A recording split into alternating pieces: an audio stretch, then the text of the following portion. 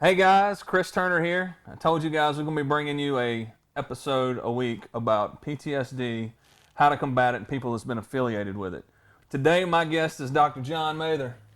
Good to see you, brother. Thank you for Thank you, being sir. here. I Thank really you. appreciate it. So we're going to take a little bit of time and the whole process of this is to educate everybody and talk to them about PTSD and let them know that it's a lot more widespread epidemic than what a lot of people give it credit for.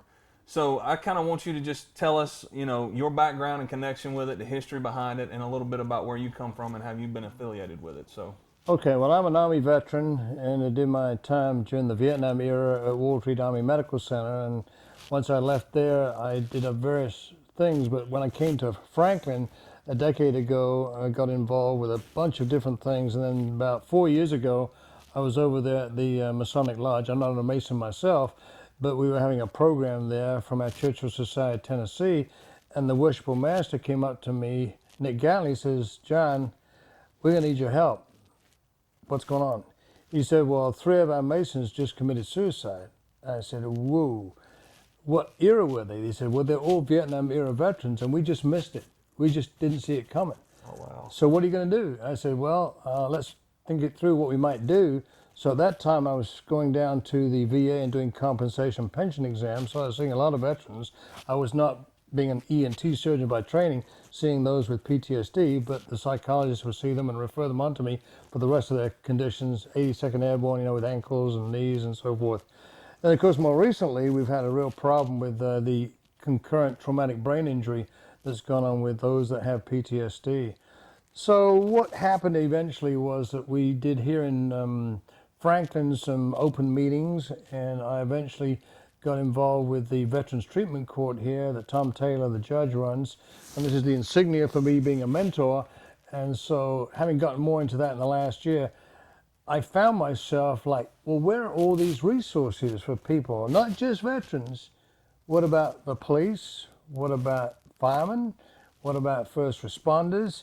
And, well, wait a minute, well, wives get affected by it as well.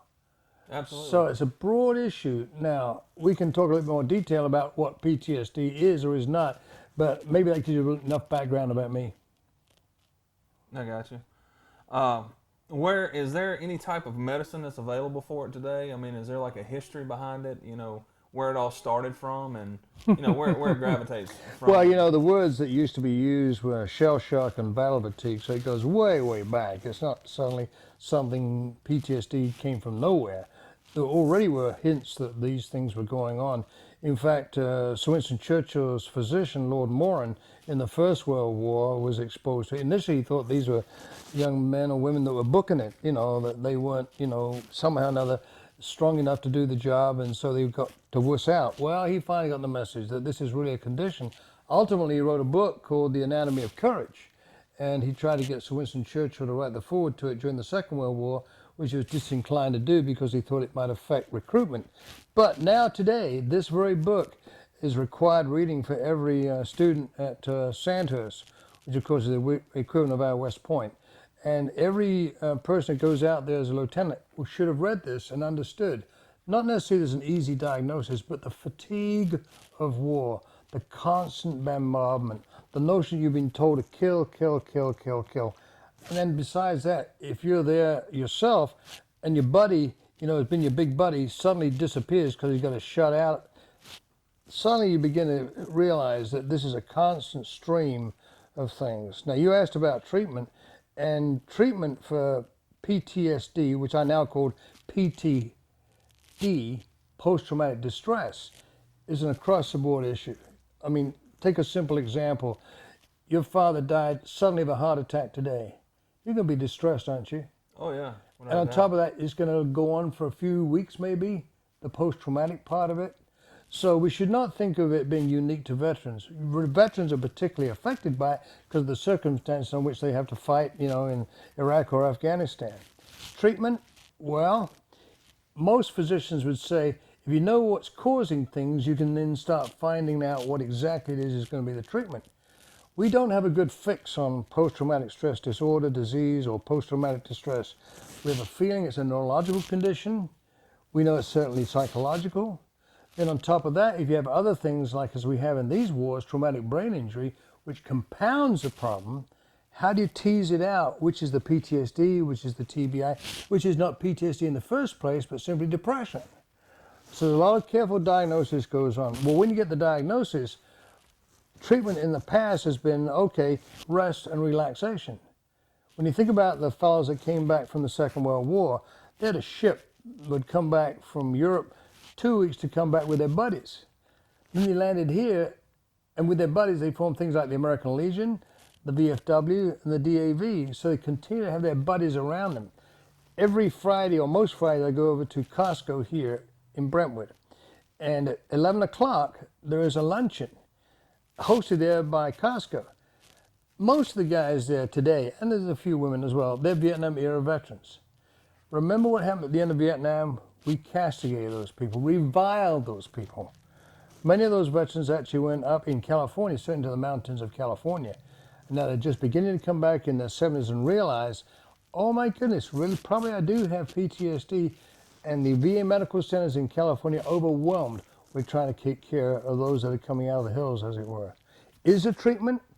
There are varieties of treatment, and part of it has to do with what we would call simply cognitive therapy, helping you understand what's going on with you. Once you begin to understand, there's a hope that with a few, decent, cells that are called brain cells, you can begin to piece things together, because ultimately, you're the one with PTSD who has to solve it. I can't solve it for you. I can give you maybe some medications. I can help you get over your panic attacks. I can help you sleep well enough so you don't have nightmares all night. I can't help you, though, if, suddenly you're into a rage, because a rage comes from nowhere. There's not a simple explanation like, oh my goodness. My son-in-law is 60% PTSD, okay? Iraq, 3 drops, Afghanistan, 2 drops. In his particular company, of the 2/3 have been discharged, 1/3 of them are now committed suicide. Suicide is associated with this feeling of like total loss. I lost my buddies, I lost my group, and they're trying to cope with being out there in the private sector. Maybe don't even have a decent job. Maybe they're homeless.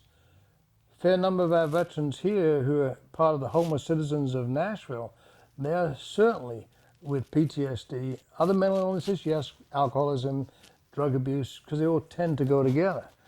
So in the Veterans Treatment Corps, what I'm involved in is taking veterans who have essentially thrown themselves on the mercy of the court and said, look, I know I'm a mess and I've got these DUIs. Please don't take my driving license away from me. Don't take my job away from me. I will help. I need help.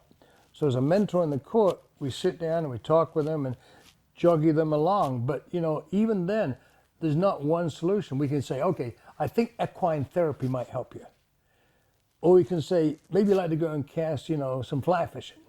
Or you need to go through the 6-week intensive reboot program. But even then, when you get to the end of that, a veteran may or may not have got the success that they thought they were going to get. So what I try and encourage them to think through, as I did with my mentee, look, you tried that, it didn't work. Try this, it might work. There's no guarantee.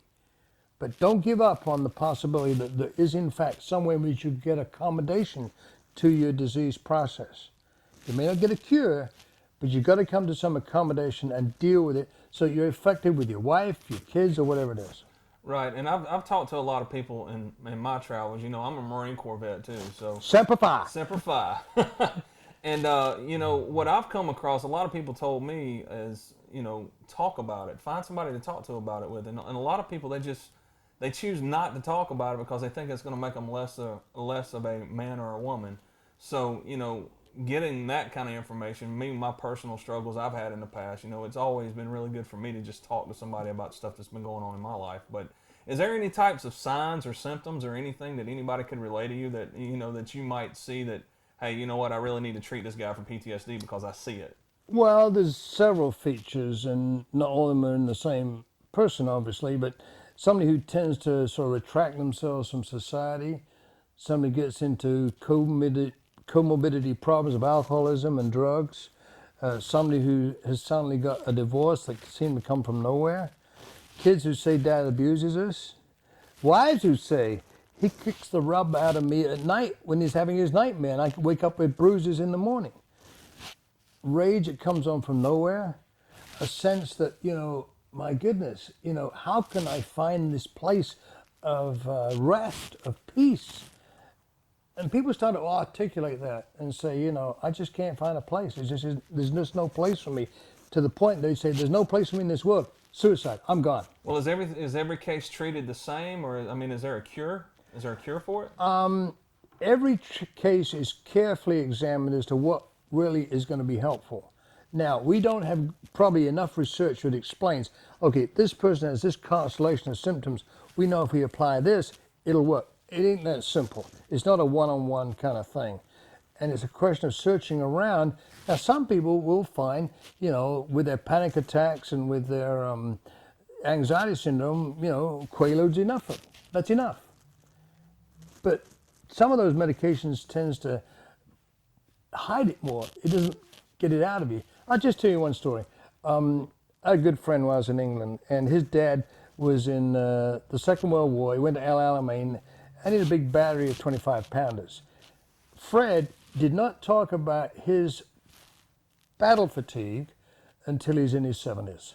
I was there at supper. I asked him, what do you think of General Montgomery? And he says, he didn't talk about General Montgomery, he talked about himself. And is what turned out to be his battle fatigue right there and then. It was fascinating. Man, that's amazing. Well, if there's one thing that you could tell our viewers out there who's watching this episode, what would you relay to the people who, you know, if there's people that's watching it that's got PTSD and they're suffering from it, or, you know, loved ones that are dealing with people that's in their family, what is something you as a doctor that actually sees this every day, what could you relay to our audience? First of all, seek treatment. Don't avoid treatment. Men are very good at avoiding. We're very good at going for our annual physicals. Women, annual physicals. Guys, it's kind of not exactly manly. It's a pride thing. Makes me a wuss, you know, that Yeah. kind of thing. So get off of thinking you're a wuss. This is real. This is not something that's inflicted upon you. This is something that's part of you. You got to get it dealt with for effective relationships with other people and getting work and being effective in work. Secondly, what we did here in Winston County was we actually compiled all of the resources here in Winston County. And this particular brochure is available from the Veterans Officer, Janine Hinkle down here at the Mayor's office, or the person that actually has got all these and distributing them right now is Laurel Bowman, who is the Executive Director of VetLinks. But these are generally available, and it does compile everything from VA to non-VA resources are available. So if you're a fireman, you're not a veteran, well, it'll also help you here to find what you need to get the kind of assessment and treatment that's going to be effective for you. Is that website vetlinks.org? Vetlinks.org, and you can also go to the Winston County offices, and in fact this brochure is loaded on our own Veterans Treatment Court place on the Winston County website. Good deal. Well, Dr. John Mather, thank you so much for your time. Thank you You're for welcome. inviting us into your lovely home, and we will see you guys again next week, and I hope you enjoy what you heard. Thank you so much.